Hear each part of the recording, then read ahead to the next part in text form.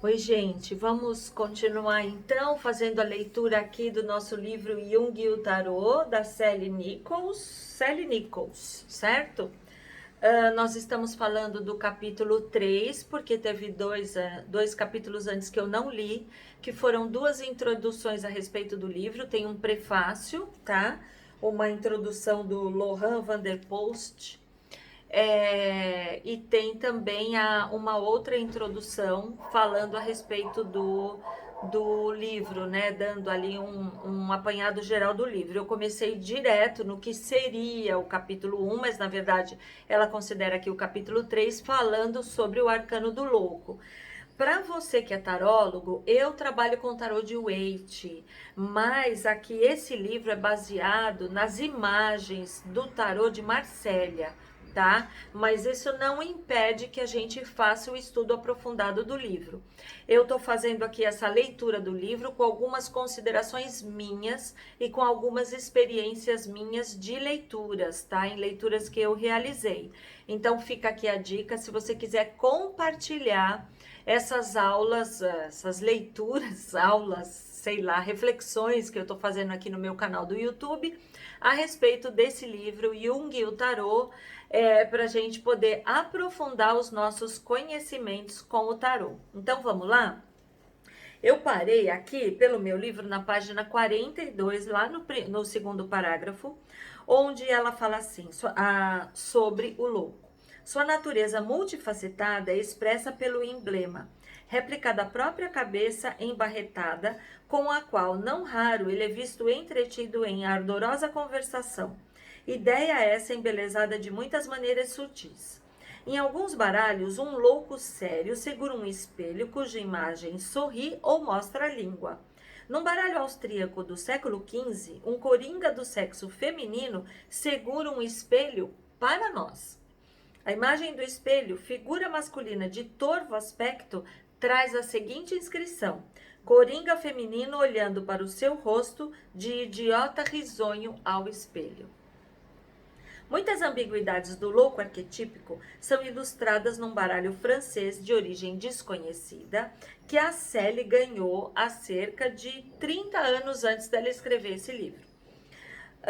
E que ainda ela não tinha visto em nenhum lugar no período que ela escreveu o livro aqui. Nessa carta que ela ganhou, o louco é pintado como um velho mendigo de barba branca e olhos vendados. Na mão direita, ele segura um emblema, que é o seu alter ego, de tal maneira que o emblema lhe precede e guia os passos trôpegos. Eu vou mostrar aqui, não sei se vocês vão conseguir ver no livro.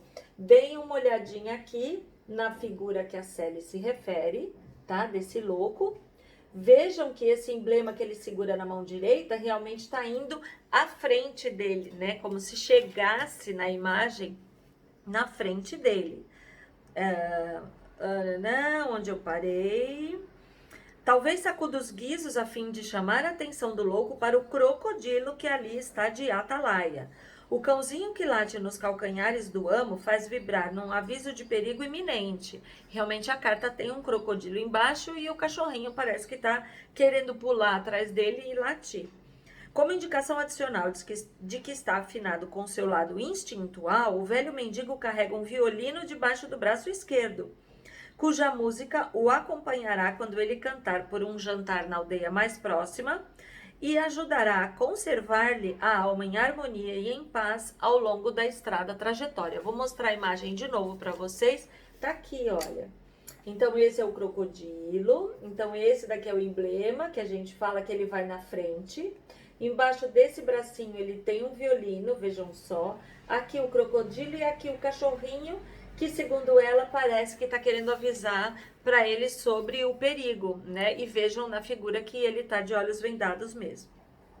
Em acentuado contraste com o jovem louco de Waite, eu fiquei de pegar, mas eu vou pegar a imagem do louco de Waite, que vimos na iminência de partir para as suas aventuras.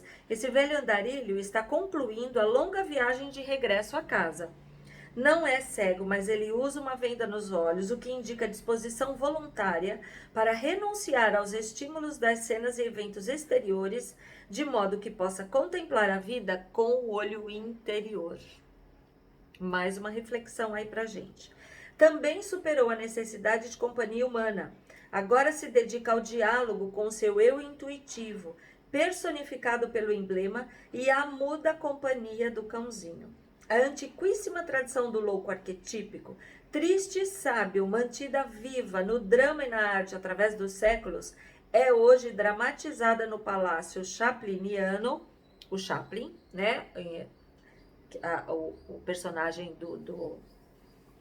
do Chaplin, que é o Carlitos, né? E pelos bobos tristes, cujo olhar para o mundo encontra o nosso nas telas de Picasso, Rouault e Buffet. O louco triste é parente próximo do arquetípico velho sábio, personagem que veremos mais adiante personificado no eremita, que é o arcano 9, o arcano maior 9 do tarô. O lugar do Coringa na sequência dos trunfos é apropriadamente quixotesca. Em alguns baralhos, como o número 0, dirige as outras cartas. Em outros, confere-se o número 22, de modo que ele cerra a fila da parada dos trunfos, que eu já tinha falado antes, né?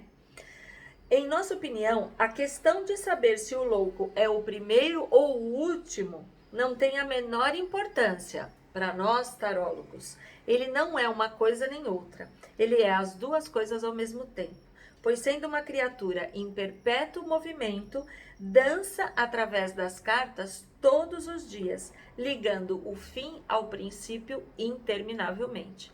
Então fica aí uma reflexão para nosso dia a dia, para nossa vida, para a própria vida de um ser humano. Não tem começo, não tem fim, né? A gente sai daqui desse planeta e vai para uma outra dimensão e talvez depois a gente volte para cá, ou talvez a gente vá para outra dimensão num outro corpo. Pode ser que tenha corpo físico, pode ser que tenha outro tipo de corpo, mas não tem começo nem final, né? É a sequência, vai indo, né? Como seria de esperar, os pormenores das roupas do louco combinam muitos pares de opostos no seu desenho. O barrete, conquanto tenha sido originalmente concebido como sátira ao capuz do frade, trai uma séria conexão com o espírito. Para quem não sabe o que é barrete, é aquele chapeuzinho do tarô. Do tarô não, o chapeuzinho do louco que ele usa, né? Eu vou voltar aqui então na imagem do louco aqui de Marcélia, que é o que ela fala, tá?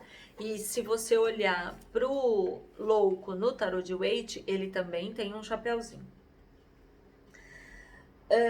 O barrete, conquanto tenha sido originalmente concebido como sátira ao capuz do frade, trai uma séria conexão com o espírito. Sua campainha, que ecoa no momento mais solene da missa, chama o homem de volta à fé infantil dos loucos, fazendo soar a exortação de Paulo: sejamos loucos por amor de Cristo.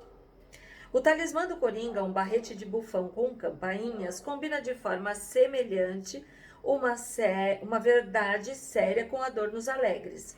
O galo vaticina a aurora de uma nova percepção, um redespertar para antigas verdades. O galo vaticina é aquele galo que, segundo a tradição cristã e segundo a Bíblia, diz que cantou 3 vezes, né? Jesus teria falado para Pedro que antes que o galo cante, você vai me negar 3 vezes. Aí o galo canta, depois que ele negou Cristo, assim conta a história lá na Bíblia, e ele negou Cristo pela 3ª vez, aí o galo cantou e ele lembrou daquilo que o Cristo tinha dito para ele, né? Vamos lá. O talismã do Coringa, um barrete de bufão com campainhas, combina de forma semelhante uma verdade séria com adornos alegres. O galo vaticina a aurora de uma nova percepção, um redespertar para antigas verdades. Dir-se-á que esse milagre não será representado nos céus estrelados lá em cima, porém mais uma vez na sujeira e no rebuliço do terreiro. Em lugar de pombas iridescentes e anjos com trombetas de ouro, o louco nos oferece o cocoricar de um galo, pássaro brilhante e fértil com ligações no Getsemane. À luz desses comentários, parece duplamente apropriado que os albigenses, prováveis originadores dos trunfos do tarô, houvessem decidido disfarçar-se de loucos. Sentindo-se traídos pela corrupção da igreja, também proclamaram um novo espírito e devem ter se divertido enganando as autoridades, transmitindo suas ideias revolucionárias com a ajuda de um maço de cartas de jogar. Gente, eu dei uma pausa porque eu queria achar no livro, aqui, quando ela cita pela primeira vez, na primeira introdução, informações a respeito de ideias a respeito das origens do tarô, tá? Então, tem uma parte aqui na página 20, onde ela fala a respeito de uma origem, tá? Que fala que o tarô poderia ter sido trazido, quer ver? Eu vou falar aqui para vocês. As teorias acerca da origem do louco e dos seus 21 companheiros, os outros trunfos, são várias e fantasiosas. Imaginam alguns que essas cartas representam as fases secretas de iniciação num culto egípcio esotérico. Outros sustentam, e com maior probabilidade histórica, que os trunfos são de origem europeia ocidental. Diversos eruditos bem conceituados, entre os quais o Waite, tá? E o Heinrich Zimmer sugerem que os trunfos foram forjados pelos albigenses, seita gnóstica que floresceu na Provença no século XII. Acredita-se que eles tenham sido provavelmente contrabandeados para o tarô como velada comunicação de ideias em desarmonia com a igreja estabelecida. Tá? Então, na página 20, para quem tem o livro, para quem vai comprar, para quem comprou, dá uma lidinha lá que ela fala exatamente isso, tá? Então, vamos continuar aqui a respeito na página 44, que a gente estava falando sobre o louco. Então, à luz desses comentários, parece duplamente apropriado que os albigenses, prováveis originadores do tarô, houvessem decididos disfarçar-se em loucos. Sentindo-se traídos pela corrupção da igreja, também proclamaram um novo espírito e devem ter se divertido enganando as autoridades, transmitindo suas ideias revolucionárias com a ajuda de um maço de cartas de jogar.